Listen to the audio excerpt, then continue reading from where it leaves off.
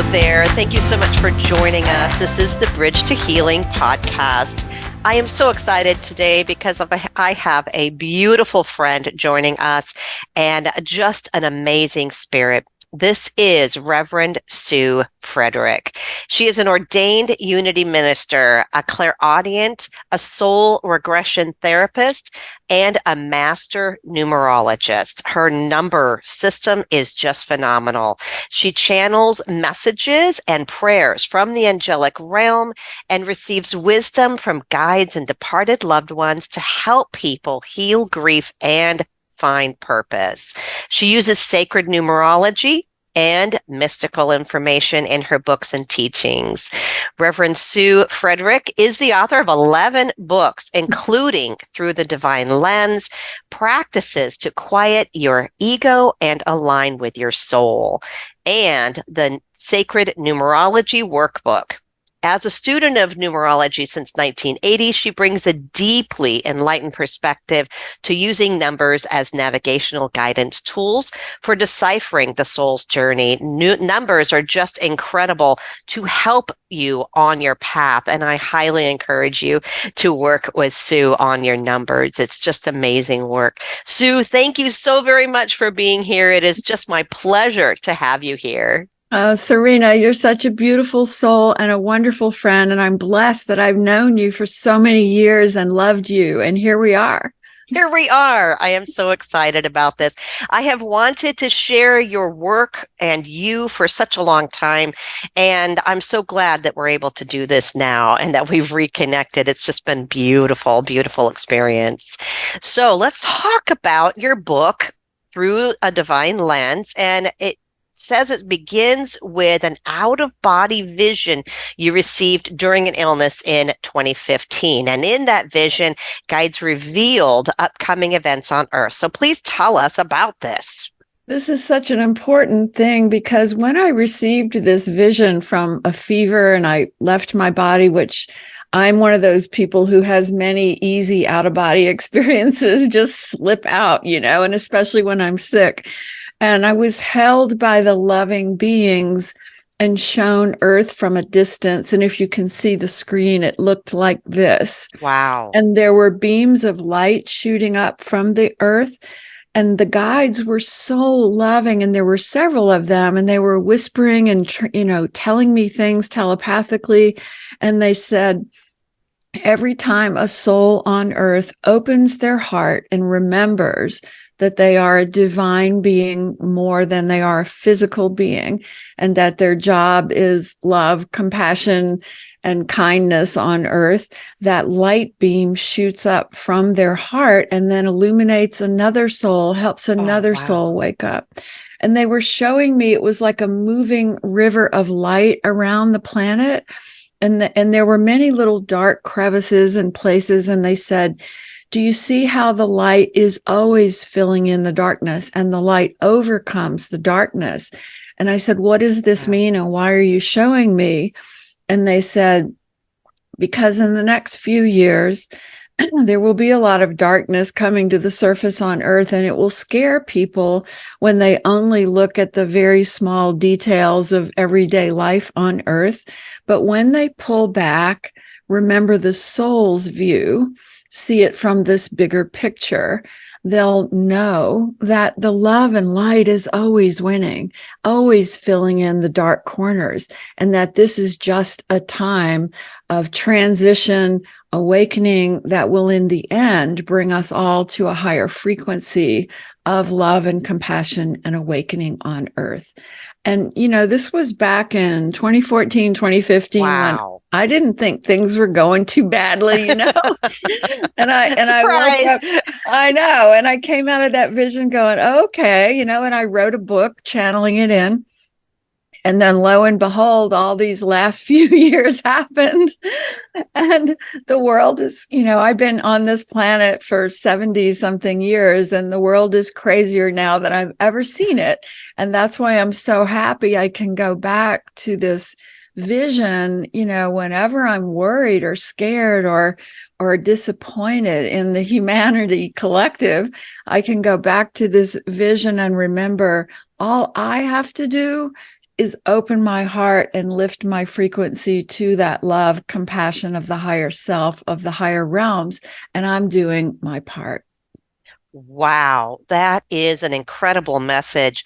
And what it says about us, what it says about how we get stuck. We get stuck Yes. into that incarnated view, that earth view, which isn't the truth. That's Right. not what the truth is. And it's just an illusion. And so what they showed you, oh my gosh, how powerful. And to be able to share that with others and let them know, hey, just shine your light. Just open and shine your light, and then you will feel the darkness as well. People don't feel, I don't feel people feel that power. I know that's the problem, is that when we're in the minutia view, like the everyday, especially if we turn on the news or see something happening in the world that's very disturbing, which is common here in the earth realm, we can get lost in that fear and pain and feel powerless, like you're saying, and this Right. is why spiritual practice, meditation, prayer, not of the punishing God story of spirituality, which we know is really a made up story by humans, but the real truth that God is a loving consciousness, a Yes. loving force, and that we have that force running through us.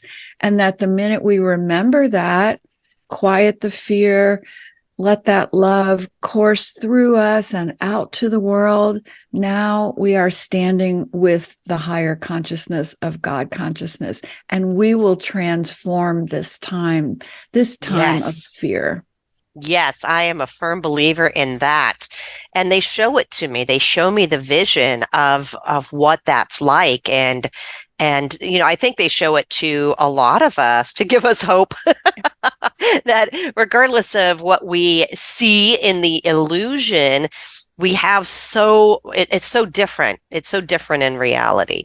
Definitely. And that's the blessing of having, near death experiences, shared death experiences, having your beautiful son, JT, in spirit, constantly lifting us up to see it from that other Yes. perspective, that soul's perspective. Because the reason Earth is such a hard realm, such a dense realm, is because we get here and that veil keeps us from remembering that we are actually divine beings who came here on purpose with a mission, right? And that's why I love the numbers, because they help everyone sort of remember, wow, your soul plan before you got here was even inscribed in the date of your birth and in your soul agreements and in your reinvention cycles.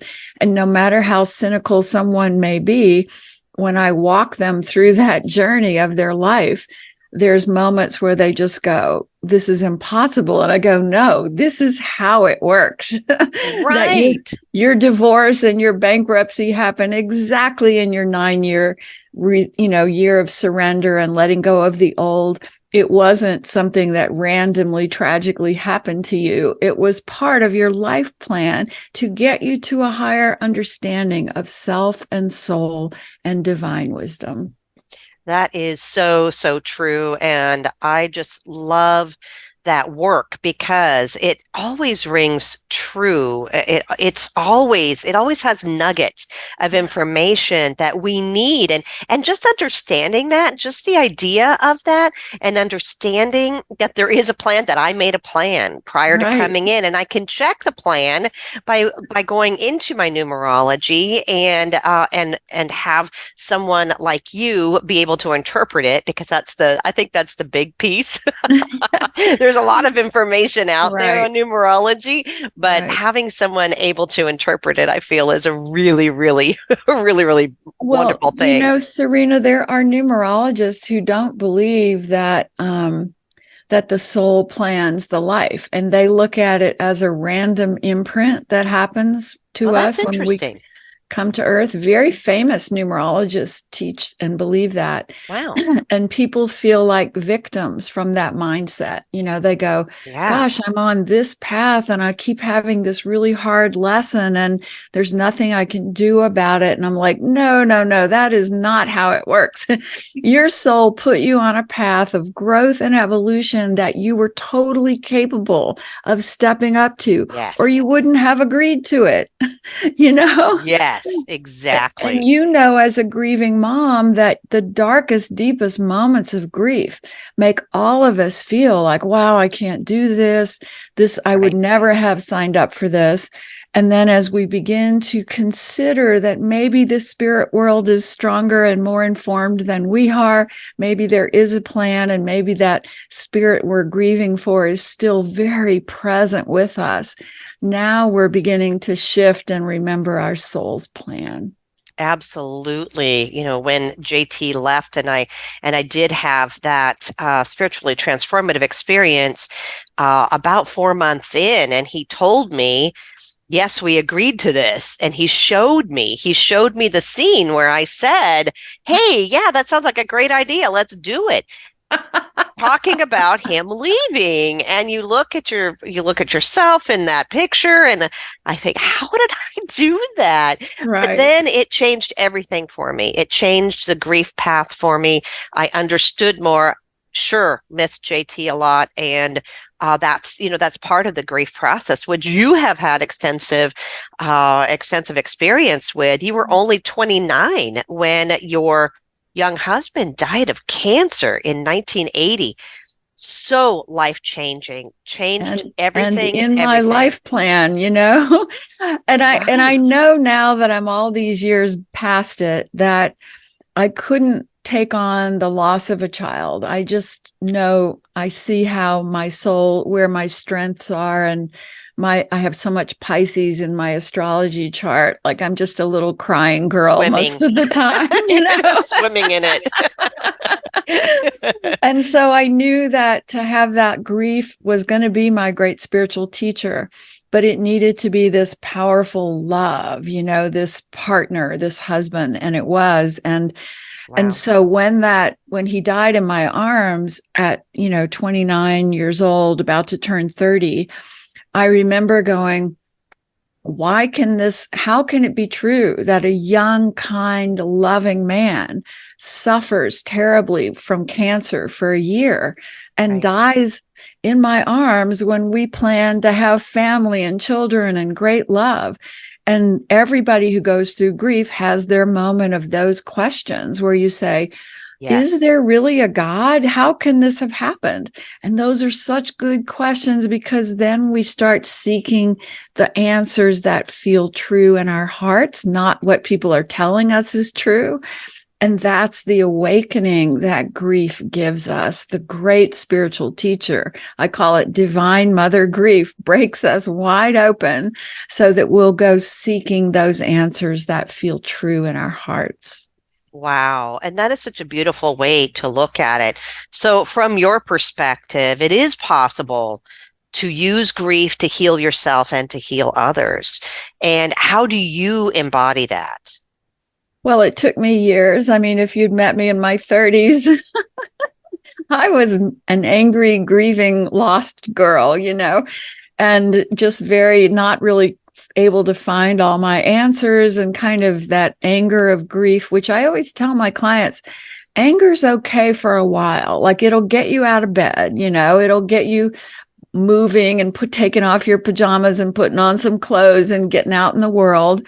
And so I used that anger to kind of keep me here, actually, in the Oh, physical wow. world after Paul crossed, because Chrissy, my best girlfriend, crossed the next year, and she had been my lifelong childhood girlfriend. She had helped me process Paul's death, and Oh, suddenly wow. she was diagnosed with leukemia, and she suffered terribly, and she was my age, and she crossed. And that was the moment for me where I went, I don't care what the spiritual plan is behind all this, and I just I dropped out. I moved to Mexico. I taught fitness at a resort. I was like, I just don't even care anymore.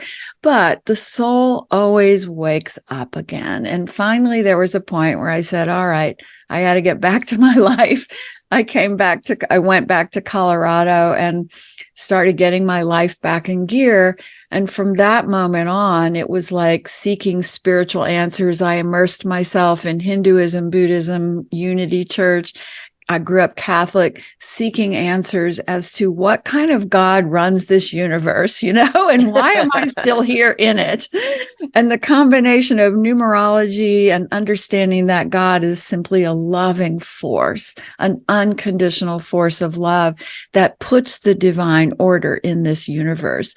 All of that interweaving finally gave me the courage. And it was actually at a big turning point in numerology in my chart where my career as a writer, journalist crashed and burned. And I was a single mom, mortgage to pay, nobody helping me. And my guides said, and Paul, my departed husband, and Chrissy, they were all saying, this is the moment you agreed to, Sue, that you were going to stand up for your spiritual wisdom and help others from your pain and illuminate their paths for them. And Wow. it was terrifying because, I could have lost my home. I could have lost even my brother, who's an attorney, said, they're going to take your daughter away from you. I mean, it was a scary time, right? But I gave it my heart and soul, and it was my true work, and it aligned with my numerology path. And it just took off because I think everyone, when we finally do our true work, the work we came to do, the magic happens. The doors open. The guides are like, yes, she's doing it. Let's make magic happen. Let's open this door, And so that's what happened. And I've just been amping it up as I go because, as you know, Serena, as we start doing our work, we learn and grow at such a rapid pace because we become this open channel like, oh, you need to include this now. Oh, you need to do this to add to it, right? So it's like a constant learning of, oh, what's next? Like I became a soul regression therapist, a unity minister, because we can't ever just stay stagnant, even when we're doing great work. This is a realm of constant growth. Yes, boy, is it constantly changing and being open to that. And I know you are with all the different twists and turns that you have experienced. That's part of it. And I know that you have had so many people who have come to you for guidance and just such powerful sessions with people in helping them to see who they are and in helping them to heal. What are some of those wonderful sessions that stand out for you? Well, of course, my favorite clients are the grieving moms, Serena. That's always been so close to my heart. And those children show up, as you know, they are the strongest souls in the divine realms. And they just show up because they want their parents to heal. They want their parents to know there's a purpose to all this. And so in my career, before I even moved to Arizona, I would always favor and lean into the grieving parents in my workshops and everywhere I went. And then moving here to Arizona has been magnificent because I didn't know it at the time. But when I got here, I found out I had landed a mile away from the woman who founded helpingparentsheal.org, which is a phenomenal nonprofit organization for grieving parents. And I got brought into that beautiful community of moms and powerful mediums and just extraordinary high vibrational healing work happening with that group. And so my clients today, the process I go through is they give me their date of birth, their child's date of birth, and I go in before the session and connect with the spirit and do automatic writing from the child to the parent. And I do it before the session starts because automatic writing for me is something I have to do privately. I can't really do it in front of people. I can't explain that, but and pages come through. And so then the session begins, and I start by reading that letter from the child and saying, does this resonate for you? And usually at that point they're crying and they go, yeah. And then we Right. dive into what path the parent is on, what they're supposed to do with this pain moving forward, what path the child was on, what their soul agreement is and was. So it's this whole landscape that I'm Wow. showing them, And I really admire what you do in mediumship, but I can't work that way. It's like I have to have a date. I always tell spirit, like, okay, it's tomorrow morning at 9 a.m. We have a date and I'm connecting with your mom and you're going to show up. Like I've prearranged the date with spirit, and they never let me down because of that. And then we work through the numbers and the writing. And I must say, it's just fabulous to be a vehicle for it because it blows me away every single time. And Serena, I know your work does too. Spirit is so magnificent and will blow us away every time when we allow it to flow through us. Absolutely. And the big thing is the calling.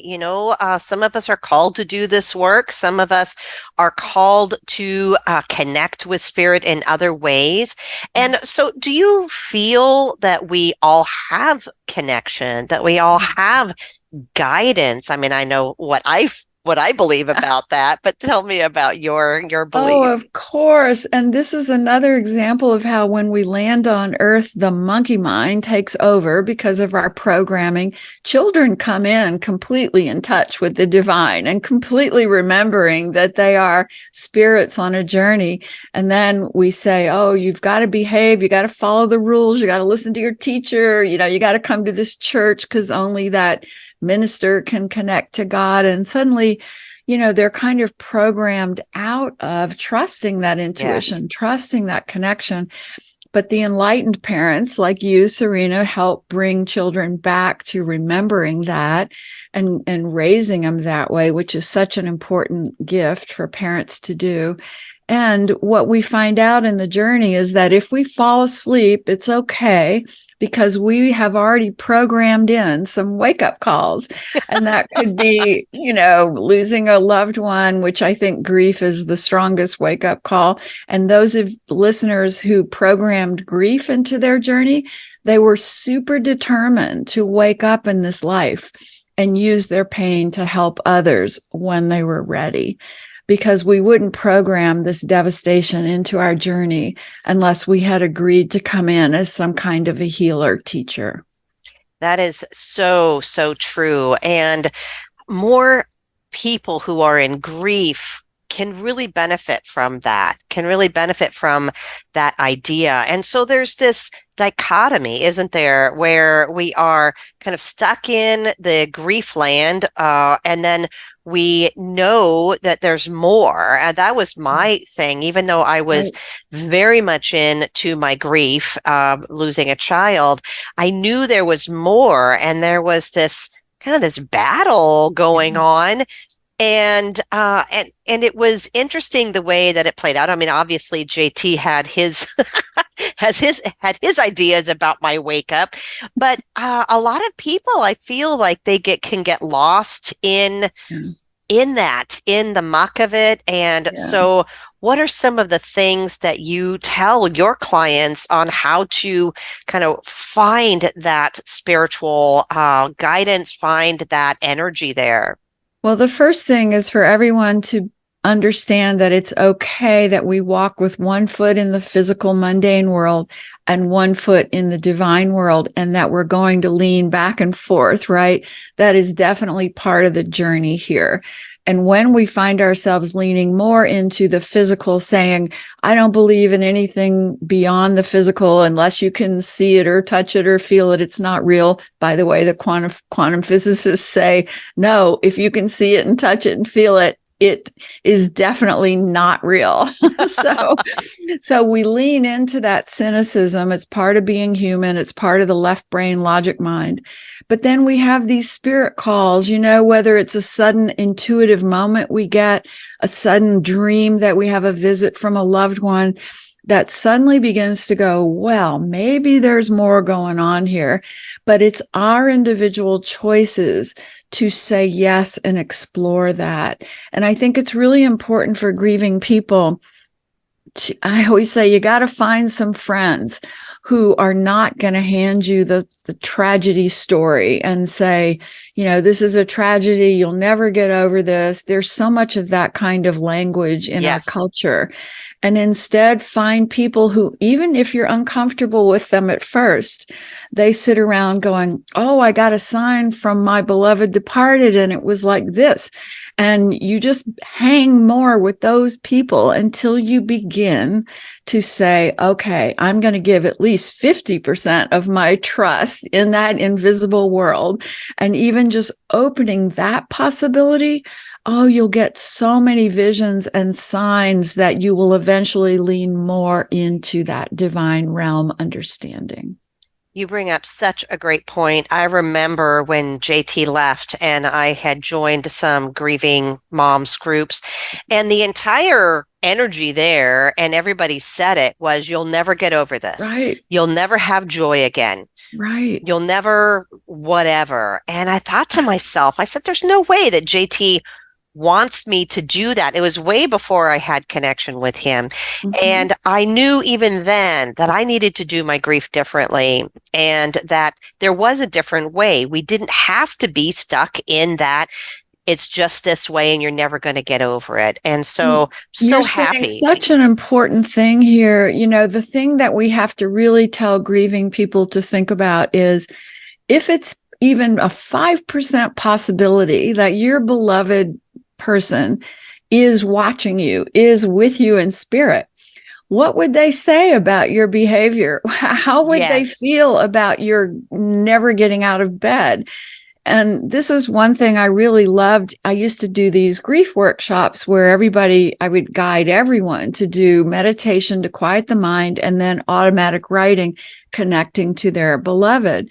And I'll never forget this one mom. She read to the group this whole thing her son had written, and he had been watching her not get out of bed for a year. And she told us that after she read it, that she had basically laid in bed, ordering on Amazon everything she needed, never leaving the house, giving up on life.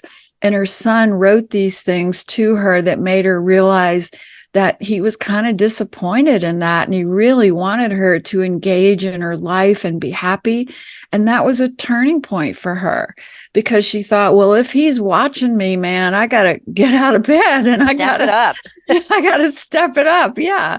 And that's such a healing perspective for grieving people. You're not just in this alone. Your beloved never leaves you. They're always watching you.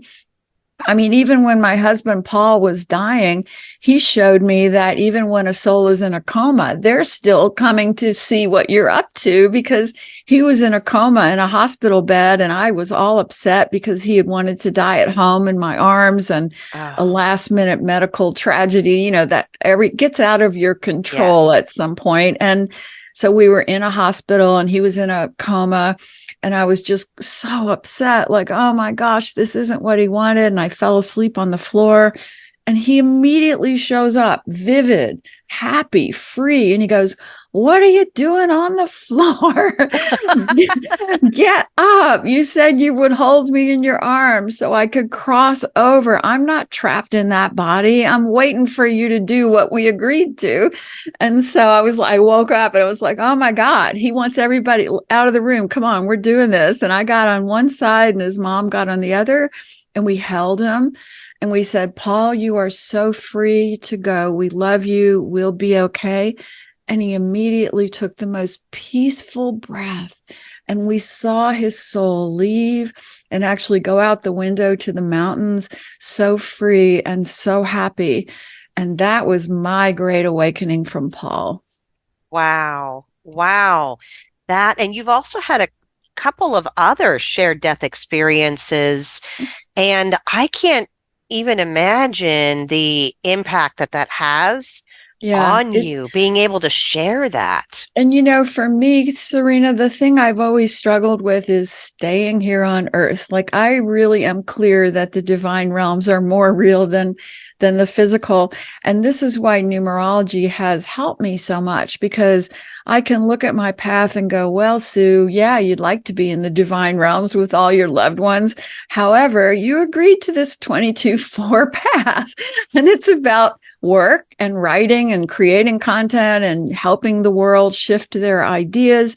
And you're just not done yet, And even you probably know, Serena, that in 2018, my current husband, Gene, was diagnosed with Yes. very aggressive cancer. And we had to sell our beloved home in Boulder, our family home, and move to Arizona, not knowing if Gene would be alive, because there was only one doctor who gave him hope, and it was here at Mayo Clinic.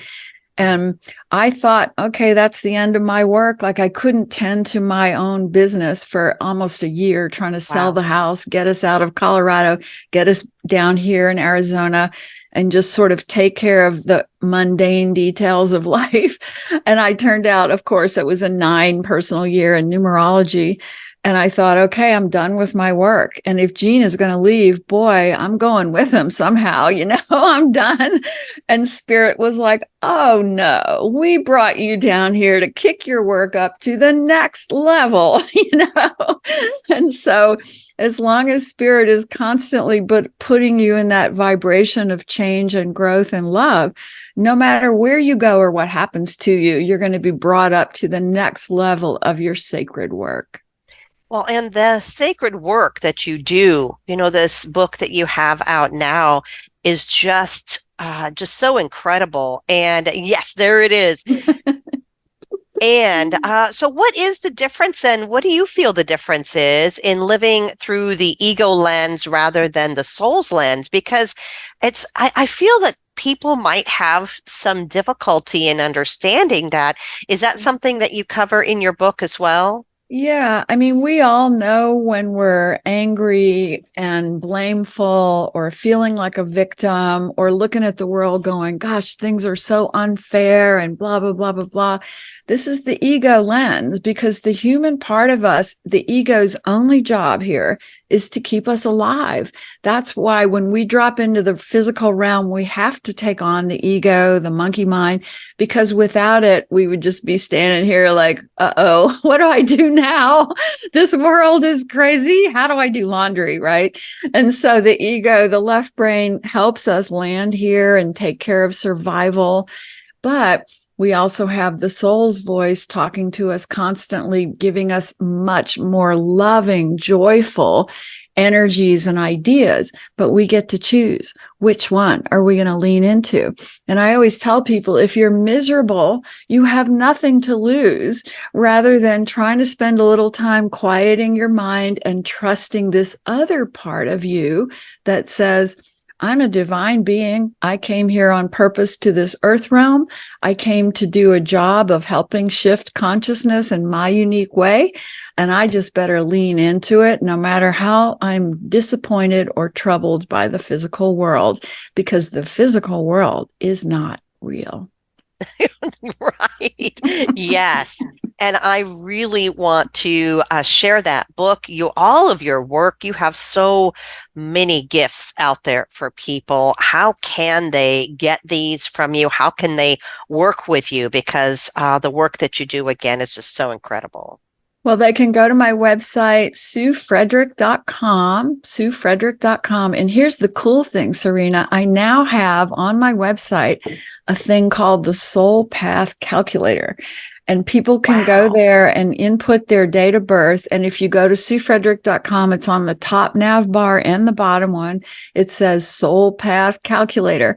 And they can input their date of birth. And it will show them the way I do numerology, the 3 ways you add the birth date and all of that. And it'll help them begin to consider, wow, okay, well, I'm on such and such a path. And if they want to know more about what all that means, I have a ton of books out on Amazon. I even have this Sacred Numerology workbook, very simple. Wow. I didn't get a good picture, but there it is. There it is. Yeah, very simple where they can just write in the information they get from that calculator and then just see, wow, so that's what my path means. And that's where I am in my reinvention cycles, and really begin to explore that way of looking at the world. So that's all on my website. Plus, I have many online courses and they're not expensive. So there's many different ways people can either work with me or take classes or just learn about numbers. Oh, that's so great. That's wonderful because I really do feel, again, you are such a bright light, and what you're sharing with the world, with everyone that you touch, is just so incredible, so beautiful. And I'm just so blessed. I feel so blessed to have you in my life too, and to have you today on the podcast. Thank you. Thank you for Can taking I the can I time. say one thing about you, Serena, here? Sure.